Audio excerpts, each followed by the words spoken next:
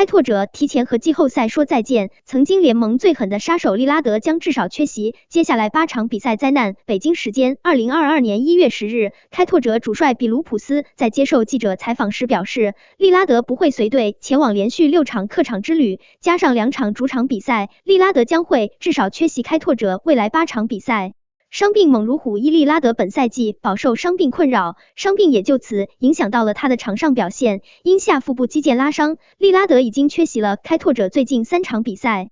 开拓者主帅比卢普斯在接受俄勒冈人报记者采访时谈到了利拉德的伤病，目前还没有关于利拉德会因伤缺席多长时间，我们正在考虑是否让利拉德接受手术。赛季表现德尔塔，本赛季 NBA 新规的实施导致很多巨星无法像过去一样大杀四方，这里面有2位典型球员，一位是詹姆斯哈登，一位是利拉德。利拉德上赛季场均可以贡献 28.8 分、4.2 篮板、7.5 助攻，投篮命中率、3分命中率分别为 45.1%、39.1%。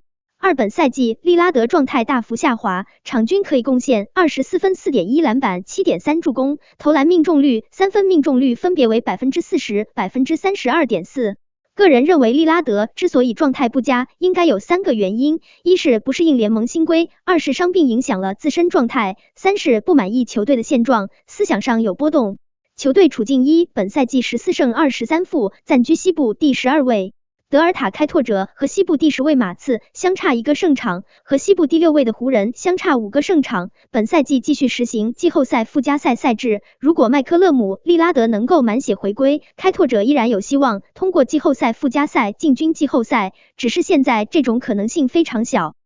球队大当家利拉德下腹部肌腱拉伤，将至少缺席8场比赛。虽然球队2当家麦克勒姆右肺气胸伤势已经完全康复，但依然没有准确的复出时间表。球队3号得分手鲍威尔触发新冠健康安全协议，预计要缺席1周比赛。